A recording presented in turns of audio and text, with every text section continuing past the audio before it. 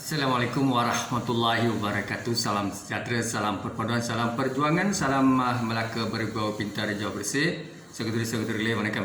Sepena farmani hauma khaifalikum anabila syukran. Mararin farin inturung mendecaran tasyaw. Tuan-tuan dan puan, saya Muhammad Anwar Fahmi Haridas bin Abdullah selaku Presiden Pertubuhan Masyarakat Sivil Negeri Melaka tampil lestari untuk memberikan pandangan pribadi. Saudara, merujuk kepada artikel 590 Freedom of Speech and Religion di Chuseong School of Thought Wise Out. Ini negara bukan negara mengamalkan authoritarian regime komunis militeri.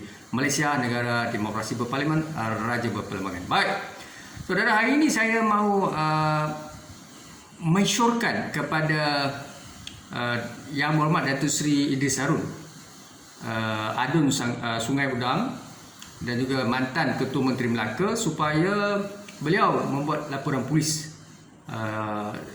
untuk menolak fitnah. Sebab kita bimbang viral kononnya video beliau berkomunikasi dengan Yang Amat Berhormat Datuk Seri Ismail Sabri Yaakob berkaitan dengan isu percaturan politik di Melaka. Apabila para wartawan menemu bual Yang Berhormat Insinyur Idris Harun, beliau menafikan bahawa tidak pernah beliau terpalit atau terlibat dalam kes berkaitan. Begitu juga sumber daripada Ketua Polis Negeri Melaka menyatakan bahawa polis di Raja Malaysia belum, khususnya di Negeri Melaka, tidak menerima apa-apa aduan atau laporan polis yang dibuat oleh mana-mana individu di Balai Polis di Negeri Melaka. Sekiranya wujud apa-apa aduan ataupun laporan polis dibuat terhadap video yang dimuat turun atau sebenarnya video yang dihasilkan pihak yang menghasilkan video fitnah ini, sebab kita tidak tahu credibility ataupun kebenaran video itu adakah tulen atau tidak. Kalau kita mendengar secara langsung, memang suara itu mirip kepada suara Yang Berhormat Datuk Seri Idris Harun, Insinyur Idris Harun, dan juga tutut bicara Yang Amat Berhormat Perdana Menteri Malaysia. Suara, melodi dan juga perbualan itu, kandungan konten perbualan itu ada similarity, ada kebenaran, ada kesamaan.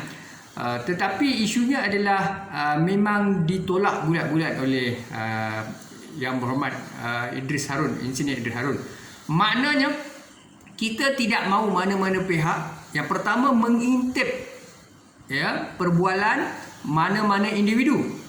Tidak kiralah Melayu, India, Cina, Sabah, Sarawak, Karazan, Protegis Melayu asli 33 juta rakyat, pemimpin dan mana-mana pihak di Malaysia, perbualan mereka, conversation mereka dirakam dan diikuti rapat.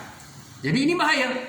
Maka sebab itulah saya sebagai orang awam, Presiden NGO, maka saya mencadangkan kepada Yang Berhormat Datuk Seri Insinyur Idris Harun membuat laporan polis berkaitan dengan fitnah ini. Jadi siapakah yang sebenarnya yang pertama menghasilkan? Yang menghasilkan itu siapa? Rekodnya siapa? Yang memainkan watak-watak yang disebut watak-watak dalam conversation itu siapa? Kemudiannya perkara ini telah disebarluaskan dalam sosial media. Jutaan rakyat Malaysia mendengar, dan sampailah dia sampai kepada saya dan ramai lagi rakyat, termasuk dia telah sampai kepada Insinyur Idris Harun, wartawan-wartawan di Malaysia. Ini kerja siapa ini? Daripada perbualan Datuk Zaid Amidi dan Datuk Seri Anwar Ibrahim sebelum ini juga diintai, diikuti, dan akhirnya perkara itu telah dibuat laporan polis oleh pihak-pihak tertentu, termasuk pemimpin berkaitan.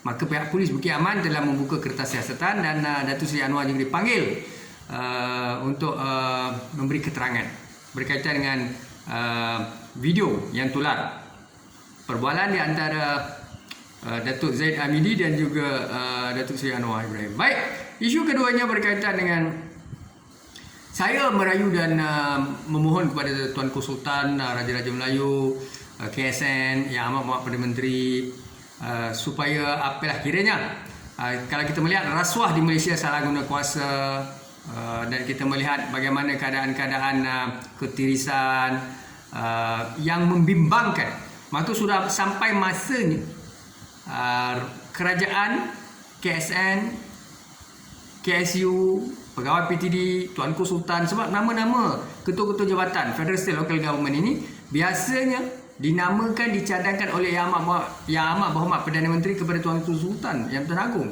untuk pelantikan jawatan ketua hakim negara, peguam negara, kemudiannya melibatkan ketua-ketua jabatan, ya, kementerian-kementerian. Di peringkat negeri, Menteri Besar dan Ketua Menteri ini akan mengangkat nama-nama berkaitan kepada pihak-pihak TYT atau yang di Pertuan Negeri dan sebagainya, ataupun SUK. Dan saya harapkan, apa yang saya harapkan dan cadangkan adalah kita di Malaysia mestilah melantik ketua jabatan dan ketua pusat tanggungjawab yang berintegriti, beraccountability, berkarisma, bukannya yang pengampu. Ya, makan dedak, membodik, mengugut, membuli, menggunakan pelbagai metod dan disebut secara kiasan, secara langsung dan tidak langsung untuk mengugut whistleblower atau mana-mana individu atau saya atau siapa saja. Mereka menggunakan pelbagai cara secara langsung dan tidak langsung, ya, kiasan. Dia ingat kita tidak perasan dan kita tidak tahu apa yang mereka lakukan. Dengan siapa mereka bercakap, dengan cara apa mereka gunakan, bagaimana mereka sebarkan. Perkara ini kita maklum.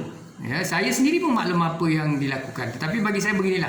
Orang-orang inilah yang sedang memegang jawatan-jawatan penting dalam Federal State Local Government, organisasi, institusi dan sebagainya. Jadi orang-orang ini perlu dilihat.